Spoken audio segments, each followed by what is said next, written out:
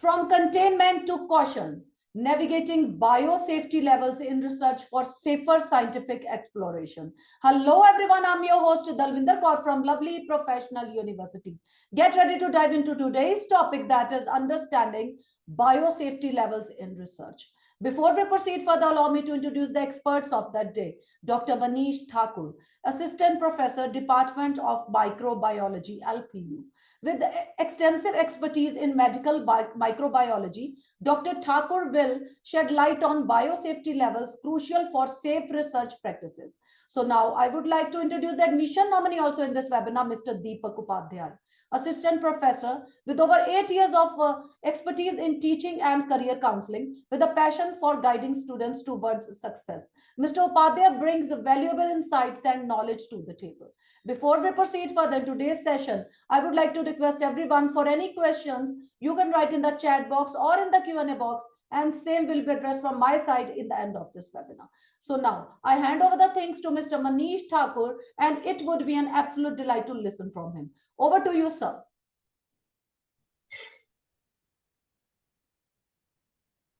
Thank you so much, ma'am. I'm sharing my screen now. Yes, sir.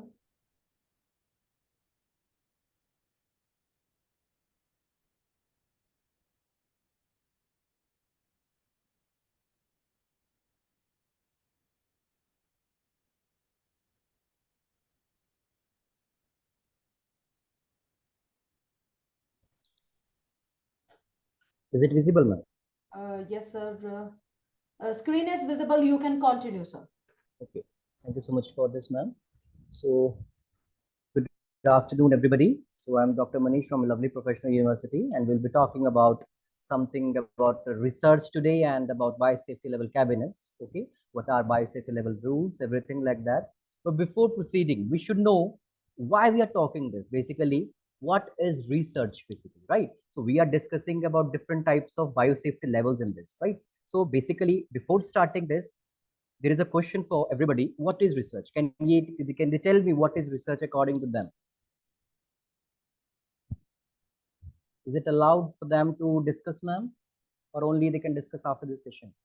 So after you will take the questions from a participant, they will ask you the many questions, then you will handle the questions. You can continue with the flow. Sure. Okay, no worries, ma'am. So basically, what is research? Basically, we should know that. Many scientists, many researchers, they have given different definition of research, right? So some are saying it's a careful investigation for new facts in the branch of knowledge. Some are saying it's the simplest form for searching something, for searching of truth. Some are saying research is systematic and rigorous investigation that aims to discover new knowledge or deepen our understanding of existing knowledge, right?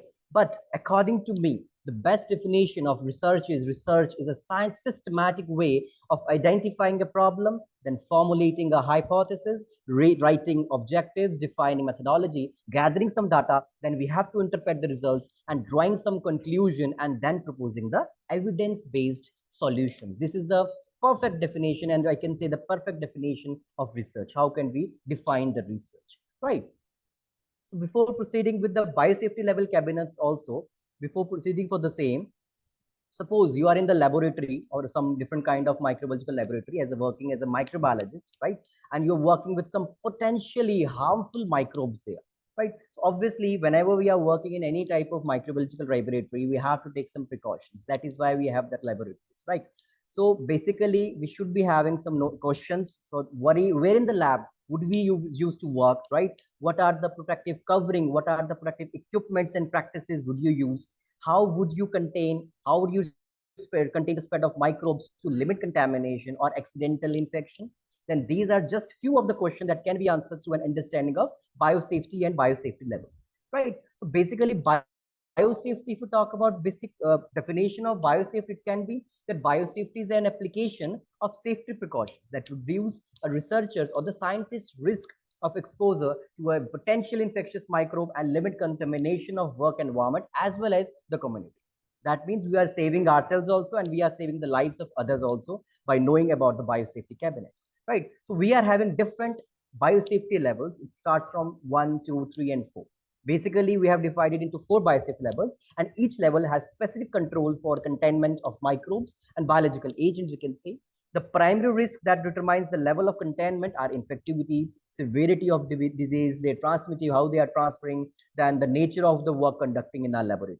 And the origin of microbes best agent, how that or this microorganism originating, the agent in a question, and the route exposure sorry, are also important. Basically, we're discussing that why do we need to get about the different biosafety levels and how they can be important for us. So now we know that in 2020 we are having the known about COVID-19. So that is why everybody, some of you are must be aware of biosafety levels. So we can see in this picture also, this is BSL1, BSL2, BSL3, and BSL4. It is according to the low risk to the high risk microbes. And each biosafety level has its own specific containment controls that are required to be following. For example, some laboratory practices, some safety equipment, some facility construction, how we have to prepare, how we have to make the laboratory likewise. Right. So we will discuss about each of the BSL levels. Obviously, I will not go into the detail of the BSL because BSL is a very, very broad topic, but we should know at least basic things about BSL labs. So if you are working in the laboratory that is designated as a BSL1 lab, which is the lowest risk laboratory, the microbes that we will be working on, those microbes which are not consistently causing disease in the healthy adults. That means they are very minimum potential hazard to researchers and the environment. That means they are not causing any type of disease to any type of that researcher who is conducting that experiment and that particular environment also where we are conducting this type of experiment. Best example for this will be the non-pathogenic strain of E. coli. I think why I have taken this example because E. coli is very, very basic this microorganism and everybody knows about this E. coli. But E. coli is having different strains. Some are highly pathogenic also because E. coli is one of the dangerous microorganisms in this era. But we are having basic non-pathogenic strains of E. coli also, right? Non-pathogenic means it is that strains will not be causing any type of infection to any type of a meal, any type of human being, right? But we are again very much aware that E. coli is present in our intestine also as a normal microflora of our body. So we will be using the E. coli or the normal strain, which is not causing any type of infection in the BSL1 lab. So in the BSL1 lab, so specifically there are some standard protocols we need to they follow. That can be, for example, whenever we are using any type of laboratory, obviously we have to wash our hand with disinfectant soap, right? We have to wear some lab coats and some safety glasses. No, not at all. Food is not allowed inside any type of microbiological laboratory, right? So work can be performed on an open lab bench table. We can see here also that this is, I can point out here also. Okay, so we can see here that this is the workload, the 5th number, right? So first of all, there should be the controlled access. Obviously, nobody can enter to that particular area now, right? Then there should be the hand washing sink. Obviously, that is a very basic requirement of any type of laboratory. We should be having any type of basic sink there. Then sharp hazard warning policy should be there. Personal protective equipment should be there, and the laboratory bench and the autoclave. I will try to show you my different instruments which are present in my laboratory also, right? Basically, we will discuss about this, then I will show you the different instruments also, right? Now, this is very basic. For example, if you are working in BSL1 lab, you don't need many type of PPE kits also. PPE means just basic gloves and basic lab coat, etc. Gloves you should use, right? But in case you are going for BSL2 lab now, obviously BSL2 means it's a little bit moderate hazard to researchers and the environment. That means the microorganism we are working with, for example, you are working with the Staphylococcus aureus, right? Again, some will say that Staphylococcus aureus is a non-pathogenic microorganism, but no, Staphylococcus aureus can be highly pathogenic also. That is why we are using whenever we are using the Staphylococcus aureus inside our laboratory, we have to use BSL2 labs only. We cannot perform the Staph aureus culturing or anything in the BSL1 lab as well, according to CDC and the guidelines of CLSI guidelines, right? So whenever we are working in the BSL1 lab, we can work for the non-pathogenic strains. Whenever we are working for BSL2 lab, we have to go on the strains which can be moderately hazardous to the researchers who are doing and the scientists and the environment as well, right? So basic requirements for the BSL, again, it will be same as according to a BSL1 labs, but it should be some, you can see the 5th number, it has one something different. The personal protective equipment they have won, including lab coats also, right? We can say it is if we talk about PPE, if I can define you PPE, PPE is basically a personal, very good advanced outfit, we can say, or equipment worn by the workers to ensure their safety and the welfare against the infectious disease. That means we want to be safe, obviously. Obviously, every researcher is working for the contribution, is contributing toward the society, but still he and she also want to be protected by different types of infections, right? They can comprise of eye protection, of safety glasses, impact goggles.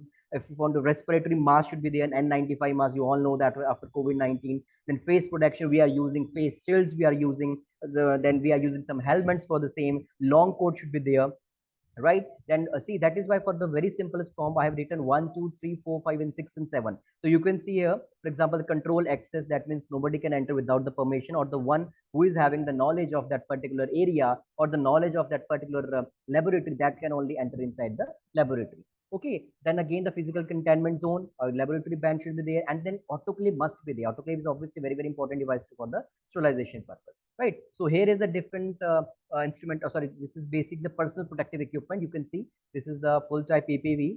Then goggles, we have to wear facials, waterproof gown, legs cover, waterproof boots, then shoe covers, double disposable gloves we are having, and 95 masks we are having, the hairnet. So these are the basic things we are using whenever we are working in the particularly your BSL2 labs. So we should be very much aware of this type of personal protective equipment here, right? So, but when we talk about BSL3, see, BSL1 and BSL2 is very easy, and everybody is working in that laboratories. And we are having to talk about LPU. We are also having BSL2 lab here. In all the universities, they are maximum university, they are having BSL1 labs, but some prominent universities, including our LPU, we are having the BSL2 lab as well. But now we move forward for BSL3 lab, right? So this is little bit dangerous for the person who is conducting or determining anything inside that particular environment. That means the microbes we are using there, they can be indigenous or exotic. That means they can cause serious or potentially lethal disease through respiratory transmission also. Whenever we are having the COVID-19 in India, we are not having that much of BSL4 labs. We are having many BSL3. I will be sharing the data also in the last of my slides, that we are having how much BSL3 labs we are having in India, and how much BSL4 labs still we are having in our country, right? So if we are working in BSL3 labs, so basically we are working with the microbes. Okay, we are working in the microbes that is typically work Mycobacterium tuberculosis, and we all know this bacterium, this is causing tuberculosis, and we know that tuberculosis is little bit very dangerous disease, and it can be very, very, but still in BSL3 where we are working now, we are having the vaccine for the same, we are having some treatment options for the same, right? And see, these are some additional considerations, some additional requirements that are required if you're working in the BSL3 laboratory, right? For example, researchers are under medical surveillance and might receive immunizations for microbes they're working with. For example, you are working with any type of dangerous disease, that means we should be having the immunization for the same, right? Obviously. Then access to the laboratory is restricted and controlled at all the times. Anybody without the knowledge, anybody without the knowledge of microbiology, without the knowledge of that particular laboratory, if we are restricted inside the laboratory, the students cannot work inside the laboratory. Some PhD students can work inside the laboratory with prior permissions from the concerned authorities, right? Appropriate PPE must be worn there, and the respiratory must be required. Obviously, we should be using appropriate PPE kit there, right? Then all work with microbes must be performed with an appropriate biosafety cabinet. Okay, biosafety levels are obviously the levels according to the moderate and high risk of the microorganism we can get from, right? And biosafety level cabinets we are using in that laboratories, obviously that we are having different equipment of laboratory skills, right? So in that area we are having different equipment, so that is called, one of the instrument is a biosafety level cabinet. Okay, I will be showing you different instruments in my laboratory as well, right? And then we should be having eye wash there, exhaust air cannot be recirculated for it. That means that we should be having the HEPA filters there also, okay? And we should be having unidirectional flow of any type of air we should be having in the laboratory, right? Then entrance to the lab, two sets of self-closing and locking door must be there. Fire exit must be there, right? That means we have to follow many different biosafety levels, and we have to follow all the requirements and all the guidelines whenever we are working in the BSL3 laboratory. See, you can see this is the BSL3 laboratory basically, and see this, in this case we are having the 7th rank. I can show you, this is the biosafety level cabinet, and you can see the air container layer also, right? We are having different this personal shower out there. You can see there, whenever you are working in the BSL3 laboratory and whenever you're completing your work, then you have to take shower. And I think many of the students have seen that in the particularly whenever we have seen the Hollywood movies, we have seen that they are taking the showers whenever they are using any, or they are working on any type of viruses or any type of infectious agent. So that shower is obviously contain water and the stream of that and some chemicals also, sodium bicarbonate shower we are having. Obviously that means we have to decontaminate ourselves also. Obviously we will be having some contamination, right? We can spread the infection if we go outside that laboratory, right? So we'll be having some seal penetrations, physical containment device, and most important thing in BSL, we should be having the best PPE kit. Obviously, a whole our body must be covered with all the gowns and something like that, right?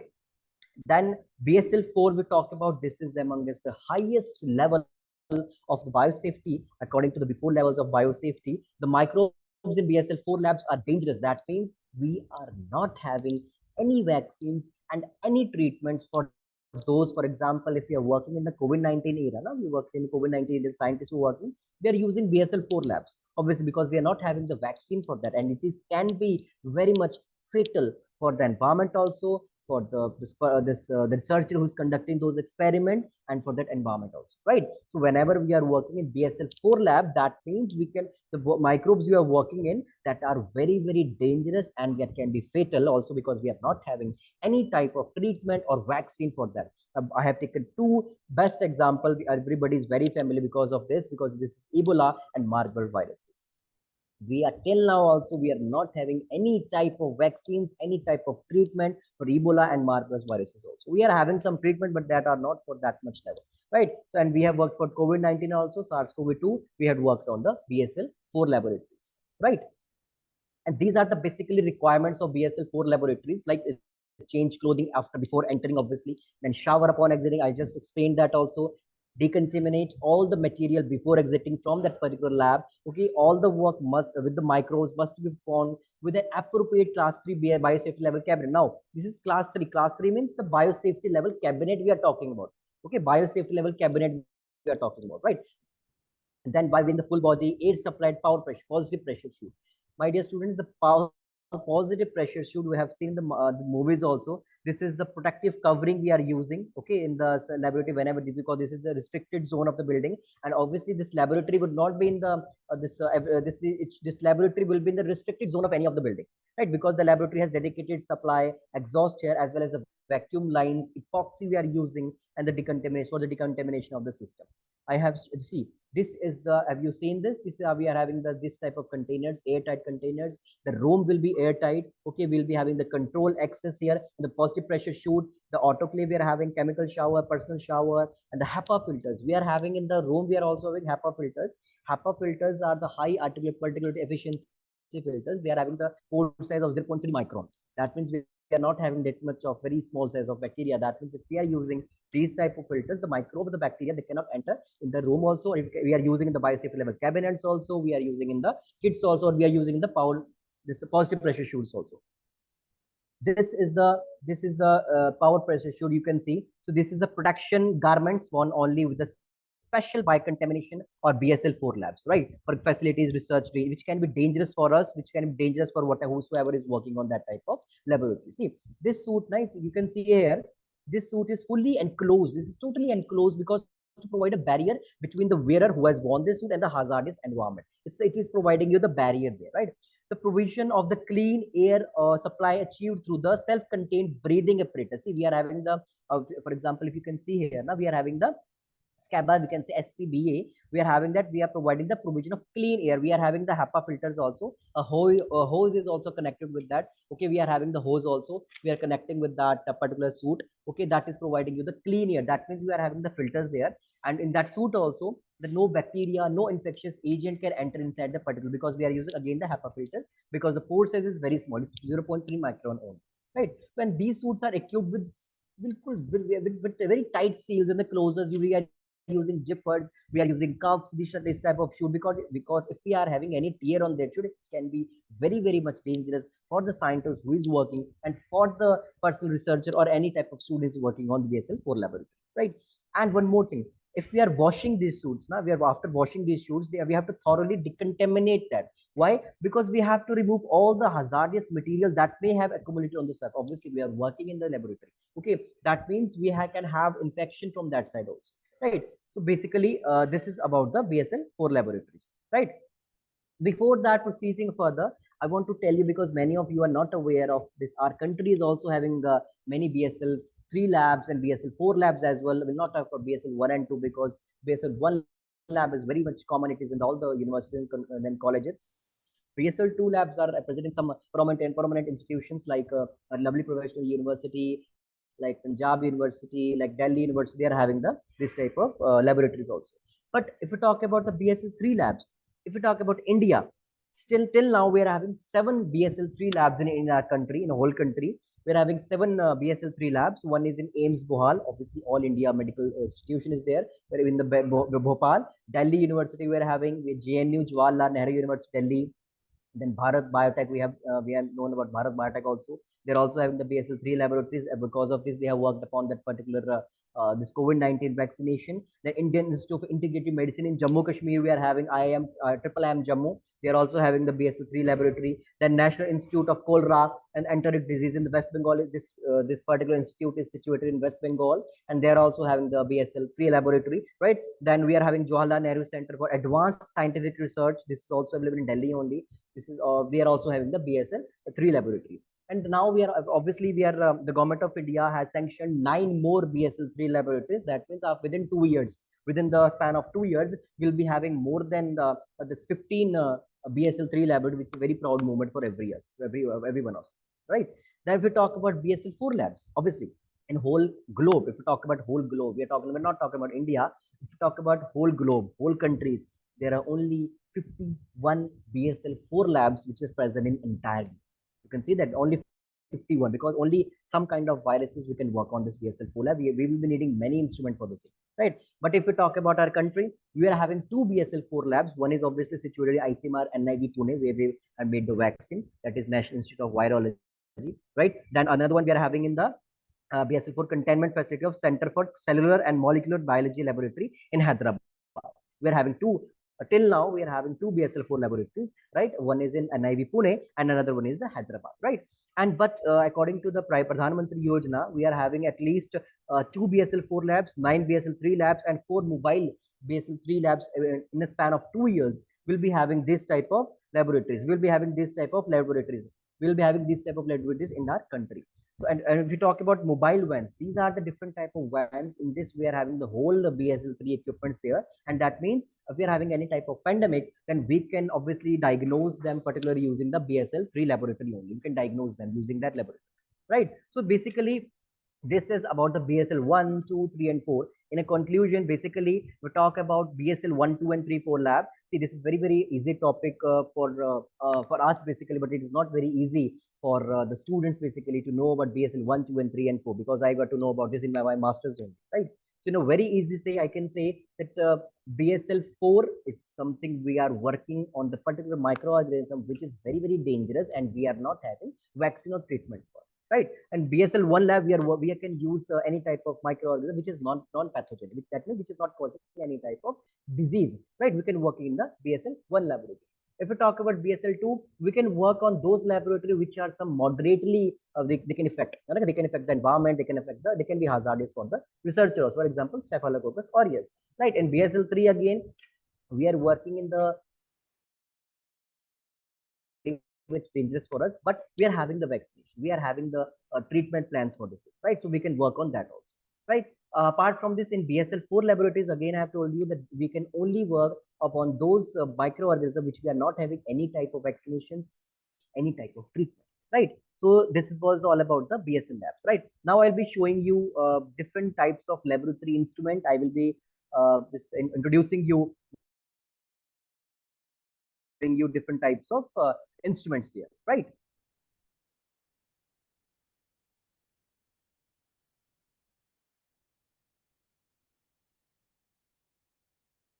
Is it audible, ma'am? Am I audible, ma'am? Yes, sir, you are audible. You Okay. just share your screen. Okay. You're audible.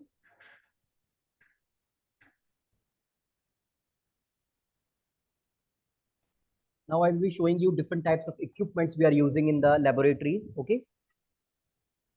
First of all, let me introduce with my team members. First of all, these are the students. They will show you different type of instruments we are using in our laboratory, we know everything. Theoretically, we cannot understand theoretically, right? So now we'll be showing you different types of equipments using this. Okay. So first of all, I will introduce my scholars with you.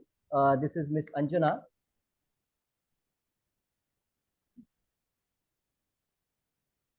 Okay. So this is Miss Anjana. She's also working in the microbiological laboratory. And this is Miss Tanisha. And this is Mr. Shubha Moy. And my two members also, they're working in the biosafety level cabinets only. Miss Erin and Mr. Hospital. Okay, we are having international students also. So I will show you one by one about each instrument we are using in the laboratory. I will take you to the tour of my lab basically. I will show you different types of instruments we are using in the laboratory. First of all, I will show you the instrument we are using, that is autoclave. Hold this.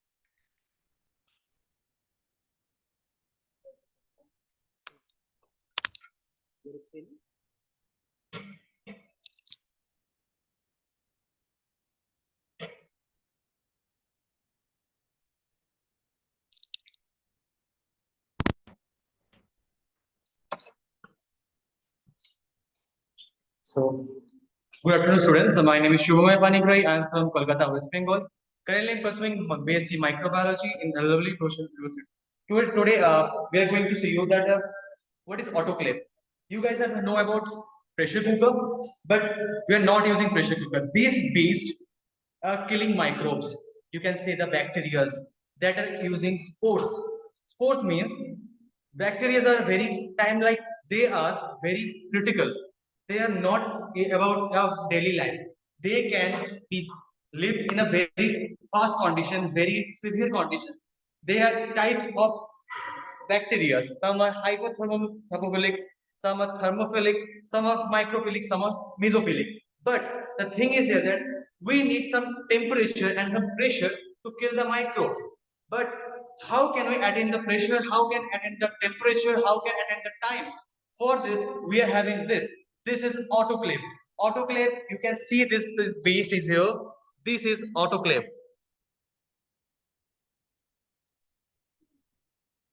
I will tell you everything about autoclave. Don't think about it. Okay. So first of all, come to autoclave. How autoclave works? Autoclave works very efficiently and very fluently. You can see that microbes that can live in 80 degree, 90 degree, 100 degree. Some microbes can be forming at 70 degree. Okay. But some microbes are not killed by temperature. They can spore formation. They can form spore formation. In spore formation, we need water, steam to desiccate their cell line, to break their cell line. They will get lysis and got killed. So you can see autoclave here. This is a very simple thing. This is hatch. We need to open it. First of all, I will see the interface of autoclave. Okay. Okay, you can see there is a control which is like pressure control. You can see the pressure here. The pressure will build 5, 10, 15 psi. Okay, you can see these are the indicators. Main indicator means the autoclave is right now is on. Indicator of pressure control. The pressure is attained and the low water. This use water, steam to kill the microbes. This will indicate our three different indicators. Also, we are having here is the pressure release. We need to create pressure. That's why we need to close this hatch. Okay. Here is the main switch and there's a reset button. Okay. Now I will tell you something like that. In 121 psi and 121 temperature, sorry, 121 degree centigrade and 15 psi for 15 minutes, that will kill your microbes. Now I'll ask my mate to come with some media. I will show you how to put it inside the autoclave. You can see that there is a hatch. This paddle will be opened by me like this, and the hatch is opened. Okay. Now I will take the media. You can see the media. There is a two conical flask of 100 ml, and this is autoclave bag. Now I will put inside it, and simultaneously I will close the hatch.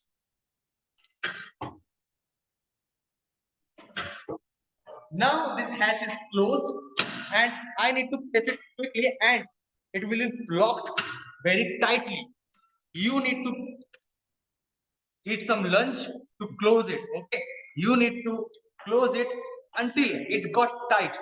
Now I need to turn on the main switch. It's right now on and closing it. After time, it will go. Thank you so much. I hope you enjoyed this working of autoclave. I am trying to tell you everything, whatever we are using in this particular this microbiological laboratory. So just we told you about the autoclave. It is basically based on the principle of moist heat sterilization, right? And basically, in a very simple language, we are killing all type of microbes in that particular autoclave. Basically, whatever you are using in your home, that is pressure cooker, is totally based on that. Okay, so this is what I was talking about. This is the laminar airflow now, and this is Miss Erin, who is basically will tell you about the laminar airflow. Okay, I'm Anjana. I'm talking about this laminar airflow. It is a cabinet which is sterilized. That means which is used to prevent the contamination inside the laminar while doing some experiments. Okay, whatever experiments which we are doing, we should do it in this. There are different types of laminars. This is one of the basic laminar which is there in Lovely Professional. Now we can see, initially you can see the light is switched on here. So the light is UV light. You know that it is a sterilization method. Now the microbes which are present inside will be killed due to this. Now once we need to enter or once a person need to do experiment here, first thing they have to do is you need to switch off the UV and turn on the blower as well as the light. So I'm going to do that. Now you can turn it on this way. Now Erin is doing. The first main thing we have to do here is that the sterilization. Okay, first of all, the person who is handling should take ethanol and they have to sterilize their hands thoroughly. This is the 70% ethanol which we are using. Now, there is a Bunsen burner which is already burned here. Now, the first thing which she is going to do is that she is going to do pouring. The first step she is doing is that the sterilization under the heat. Now, what she need to do is that she have to pour it into the Petri plate. So, basically she is doing with Yama media. Now, the Yama media will be poured to the Petri plate. This media will be solidified after some time and then we can use it for the growth of the microbes. Now, this is again sterilized, then keeping it aside. This is one process. That is the next step will be after it gets solidified. Now she's taking a plate which we have already poured and sterilized, which is already solidified. Now we are going to add some microbes, or we can say some inoculating some microbes here. That is known as spreading. For initially we need to take pipette. The thing which she is using is that the pipette. There are different kinds of pipette. Here she is taking the 1 ml pipette. Now she's pouring it to the media. Now the next thing she have to do is that she have to spread it. For spreading we need to use the spreader which is already kept in the ethanol, and then she have to sterilize it. Then again she have to properly spread it. The spreading is one of the most important thing. It should completely absorb whatever the microbes or the sample which we are using should be properly absorbed in the media, so that it will take almost, like we need to do it for some 2 to 3 minutes continuously. We need to spread that. Now after that she will sterilize it again. The process of sterilization is always important in case of laminar. Whatever the processes which we are doing in the lab, sterilization is one of the most important thing which we have to do, because we are handling with the very hazardous microbes. Now she'll be keeping it aside. Now she has to take this, and for the growth next we need to go for the incubator. Now Tanisha will be explaining about the incubator. The last one, which for the short. Good afternoon, everyone. Myself, Tanisha. Incubator is basically a device which is used to provide the optimum temperature for the growth of the bacteria or any other microorganisms. Basically, the incubator, as we can see it, from inside it is made up of the stainless steel, and from outside it is made up of iron. Between these two, there is the glass wool which is used for the insulation and will help in maintaining the temperature. Next is the temperature bar which was used. We can set it by using these buttons, and the optimum temperature for bacterial growth is 37 degrees Celsius. And once the optimum temperature is reached, the contractor gives the signal to the controller to stop the temperature control, and the temperature is maintained for the bacterial growth. So I hope you enjoyed the lab tour basically. So this is my lab and we are working in this lab. Okay. And now if I think I should close with the conclusion only. Is it fine, ma'am? Thank you so much. Thank you so Okay. much, Dr. Manish Thakur. So it was a wonderful delight for discuss on what is biosafety levels, personal protective equipments, different type of laboratory instruments. We see live from Dr. Manish Thakur. Bundle of thanks. Really appreciate. And so now I would request to the admission nominee, Mr. Deepak Upadhyay, to be on the screen. Over to you, sir. Thank you, ma'am. Am I audible? Yes, you're audible. You can continue. All right. First of all, good afternoon to everyone. And thank you so much, Dalvinder ma'am, for the wonderful introduction. I will also like to extend my regard to Dr. Manish Thakur, and who has explained all the things in a very wonderful way, and even showed the live demonstration of the students who are working in the lab in lovely professional university. Now, for the coming discussion, I will explain you about the different accreditation approval that lovely professional university is having. What is the fee structure for a particular course? How to check the scholarship, and how to apply for the admission in LPU? How to contact LPU? I will explain all these things in the coming discussion. Ma'am, just let me know once when my screen will be visible. Okay, sir.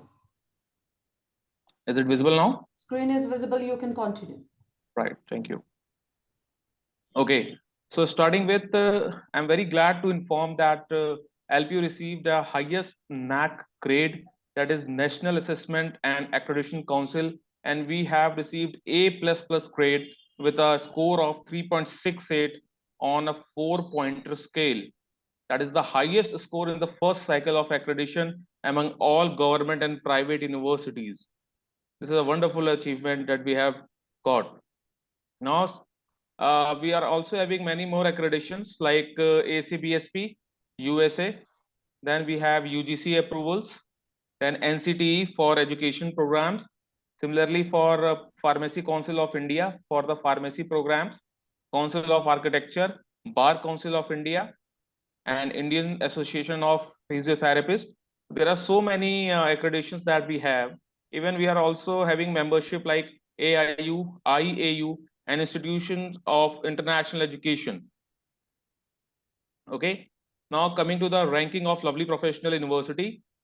So we got 23rd rank among top private and government university in India, and that is the World University Ranking 2023.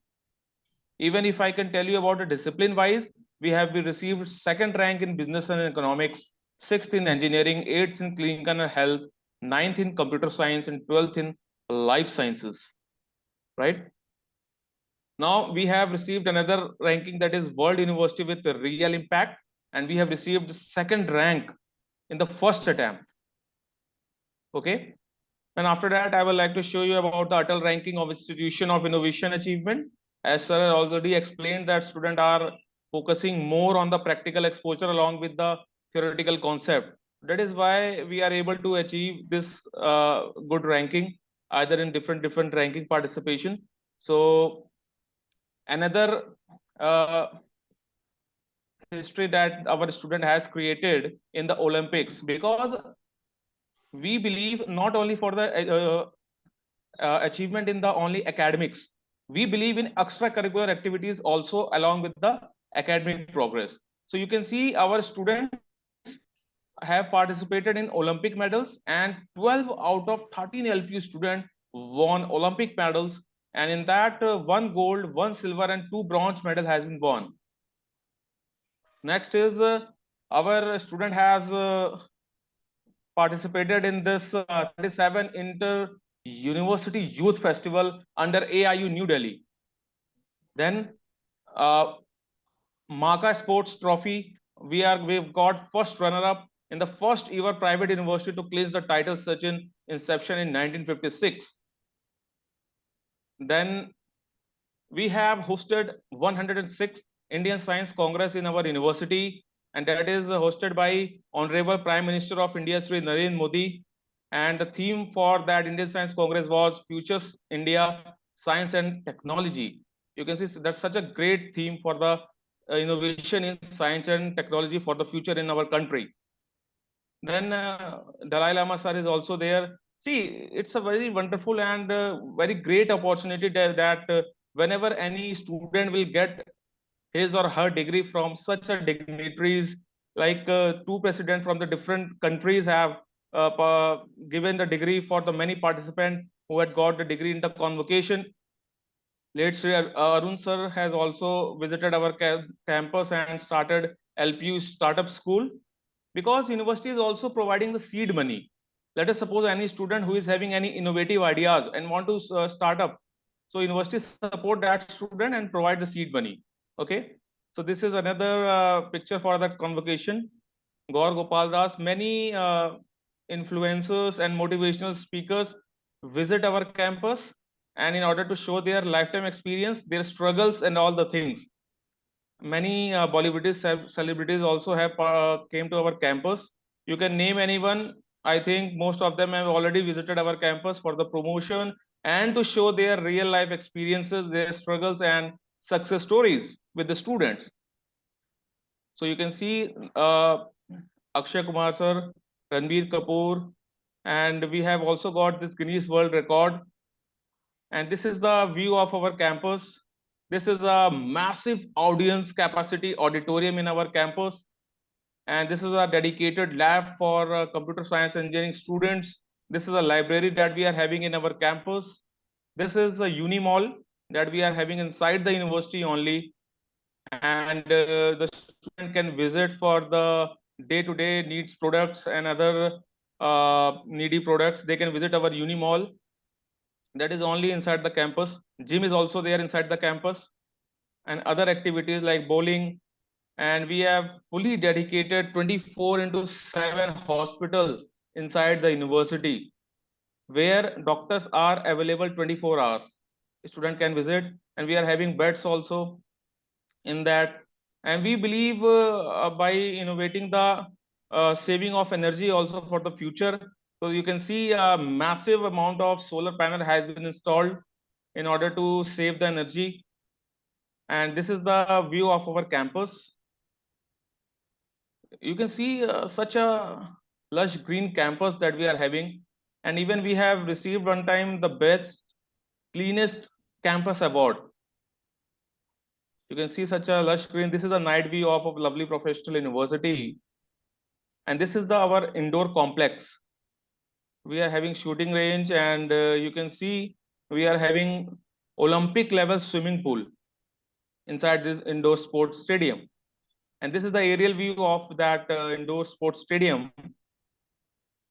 Now let's go live, and just I will explain you that how you can visit our website and how you can check the fees and other details for the different programs. If you want to apply, where you can connect, what is the number of the telephonic department, how you will connect with our team who is working on WhatsApp. So this is our university website, www.lpu.in. You can open this website, and here you can see the option admissions is there. And here you can see after 12th, if you want to search for the UG programs that are undergraduate programs, you have to select this regular programs, and you can select as per your choice. If you want to search for honors program, regular Sorry program. for the interruption, Mr. Deepak. Yes, ma'am. I'm not able to see the screen, which you are talking about, the same. Now, ma'am, it's visible? Yes, it's visible. You can Right. continue. Thank you so much. Okay, you can see our university website, www.lpu.in. So after opening the website, you can just visit this option admissions. You can see if you want to search for the courses which are available after 12th undergraduate programs. So these are the list of options that you can select. Let us suppose you want to search for UG regular programs, you can click on this. If you want to search for honors, go for this. Similarly, for after graduation program, you can search. Okay, let's just search for after 12th regular programs. When you will click on this, it will open a tab, and here you will get a lot of option as per the discipline. So let's just select microbiology discipline. Now here you will have the option of BSc Honors Microbiology and BSc Microbiology. Let's suppose you will select 4-year course of BSc Honors Microbiology. Now you will be able to see all the information related to this BSc Honors Microbiology course. Either we can talk about the eligibility, fees, scholarship, curriculum, important dates, each and everything in this page only. How? You can see the eligibility for this program is clearly written as we need 60% marks in 10+2 with English, physics, maths, and along with that, student need to qualify LP Nest exam or CUET, right? The eligibility is clearly mentioned over here. Program highlights is visible, fees are available, scholarships are available, and how to apply is also there. All the things are available under this tab because Lovely Professional University offers scholarship based on many categories. You can see all the categories has been mentioned and listed here. That first is the scholarship on the basis of percentage in qualifying. Second, on the basis of national level exam that we are conducting. This LP Nest exam is actually Lovely Professional University National Entrance and Scholarship Test. Okay. And on the basis of CVT, then on the basis of NEET, other scholarship, financial aid also we are offering. If any student family income is less than 5 lakh, financial aid to orphans, to certain disability. We are offering a huge number of scholarship based on many parameters. Now, next is if you want to check for the important dates that what is the last date to apply for this particular course, or if you are interested in some other course and you will open the page, then how you will search it. You can go to important dates. You can see that online registration has already started. Now the slot booking will start from this, last date is this, then date of entrance examination will be from this duration, and you can take the admission within this date, right? Now here the right side option will be visible to you. Here, if you want to schedule a call from our university for this admission inquiry, you can click on this and you can just schedule a call as per your convenience. You can enter your mobile number and you can just click on get call, or if you want to schedule a call, you can schedule it. Next, if you want to take the information through WhatsApp, you can click on this WhatsApp. This is our number. I will just read this number. You can note it down if you want. 9852 569 Okay, this is our WhatsApp number. Live video counseling option is also available because nowadays parents are more concerned and they want a live counseling. This option is also available in our university, and one more option is there, LPU in your town. Pan India, in major cities across the different states, we are having our admission offices. If you want to visit over there physically and interact with our admission counselor, you can go there. How you will check it? You can click on LPU in your town and you just need to select the state. And let us suppose, for example, you want to search for Rajasthan. Click on this. You can see that in this city, these particular counselors are available. This is the number you can contact with them, or you can go to physically, and this is the address is also available over there, right?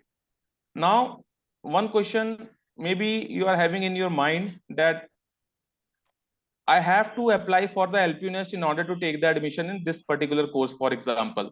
Now, what will be the syllabus for this course, LPU Nest? What will be the syllabus of this exam? Here, LPU Nest option is written. You can click on this LPU Nest, a new tab will open. Here, a number of disciplines will be available along with the course, and you can choose your course. Let me just show you that once the page open. Yes, suppose you want to search for this microbiology. So this comes under this UG programs, and you can just click on this BSc Honors Microbiology option, and you can see this page will open, right? Here you can go click to information option. You can see question paper patterns, syllabus, sample questions, process, how to apply, fee, scholarship, test cities, important dates, apply now option is also there. Okay, because LPU Nest exam will be conducted for two modes. One mode is you can give the exam from remotely from your home, remotely proctored board. Another is you can go to different test centers that will be available across India, right? These are the different states and different cities where we are having our test centers across India. So you can search here also wherever you want to give the exam. Okay. So this is a very wonderful thing that in a single website you will be able to know multiple things. And if you will go at the last, you will be able to see the different numbers that will be available for your interaction with our telephonic counselors. If you have any query related to, let us suppose, admission for a particular program, you can just call on this number. I can read it out: 01824 517 000. You can also visit this website. You will be able to know lot of things when you will visit this website, our achievements, because in the slide I have shown you few of our achievements, but if you will just visit this website, you will be able to know multiple things, either for the placements, for the achievements, for different participation, extracurricular, innovation, curriculum updation. A lot of things are there in the website. You can just have a look and just open the website and go through it. Okay.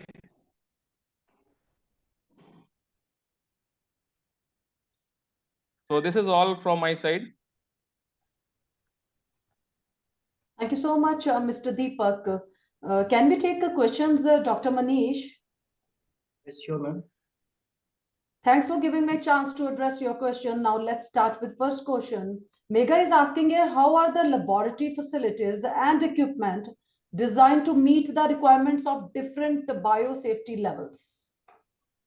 Okay. Basically, for example, if you are to make any type of BSL laboratories, okay, for example, I showed you that we are having explained you that we are having BSL 1, 2, 3, and 4, right? So we are having different types of, for example, Ministry of Health where India, we are having that. So if you want to go for BSL 3 laboratory, right? If you want to go for BSL 3 laboratory, we have to take permission from government agencies first of all, right? But and if specifically if you want to make BSL 2, 3 laboratory in the universities, okay, then we have to take permission from the healthcare ministry, right? And for BSL4, we have to take permission from international agencies as well. For example, CDC and the WHO, we have to take permission from them also. And for example, how it will be equipped, for example, in a laboratory, I have only explained you different types of instrument we can use in the in a biosafety level cabinet. I was not having the biosafety cabinet right now. It's not available right now. Otherwise, I can also explain you that a biosafety level cabinet, but it is very much similar to laminar, as Miss Anjana and Miss Aaron explained you about that laminar airflow. That was very much simple. There's only in a simple language I can say, if we are using laminar airflow, then the sample you are working on, it will be safer. It won't be having anything to that sample. Okay, but you are in danger. That means if you're working in that laminar airflow, the sample will be contaminated free, but you may get connected, you may get contamination, you may get some infection from that. Otherwise, if we are using any type of this biosafety level cabinet, we are using any type of biosafety level cabinet there. In that case, I am safe. Obviously, the scientist who's working there and the sample is also safe, and the environment there it's also totally safe. Okay. So these are the different type of instrument we are using for equipment offer totally by BSL biosafety labs.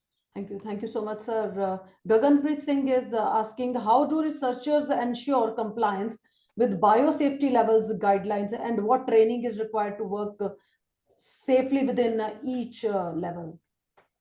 But compliance basically, obviously, we'll be needing risk assessment zones, then investigation audits, regular audits, step-by-step procedure authorization, then the audits and investigation are primary methods we are going for this. And for training and education, obviously, if you want to go do an medical in microbiology, virology, you can go for clinical biochemistry, medical microbiology, and microbiology as well. For first of all, you have to go for graduation in microbiology, right? Then you will be eligible for that. After that, you have to, some are going for PG for the post-graduation degree in honors microbiology, right? Some in from AIMS, some in, for example, we are in LPU, we are having our medical councils also, we are having the MLT here, we are having clinical microbiology here, and some of our students are there also in some different BSL laboratories as well, right? And if you want to become the scientist there or the head lab there, then you have to go for the doctorate. Okay, because obviously after graduation, after post-graduation also, you will be appointed as a scientist as well.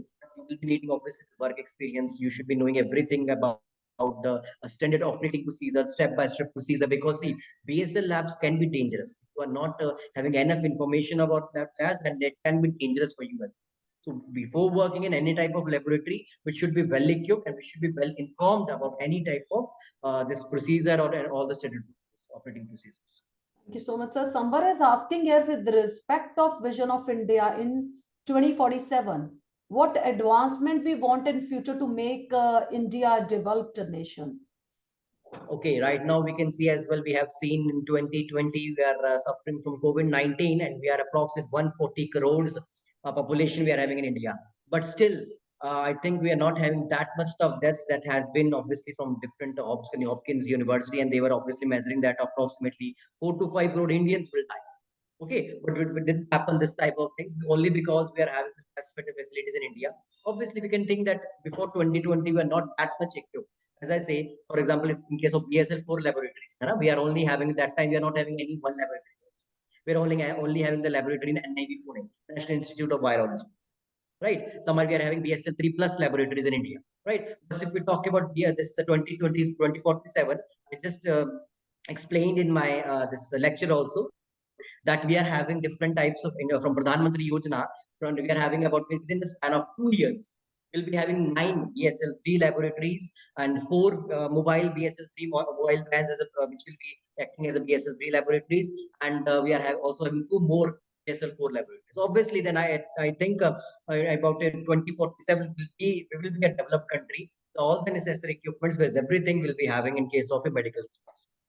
Thank you so much, Dr. Manish, and thank you so much, Mr. Deepak. As we come to the end of this webinar, I want to express my deepest gratitude to our experts for sharing their valuable insights and expertise with us. Your presence, enthusiasm, and active participation have made this experience truly special. Hopefully, the attendees found this webinar to be valuable and be able to utilize the information for better decision making regarding your admissions. If anyone wants to access this webinar again, they can visit our website, that is lpu.in, and can be accessed on YouTube also. Stay connected with us for future webinars. Until we meet again, with the permission of my seniors, I would be signing off this webinar.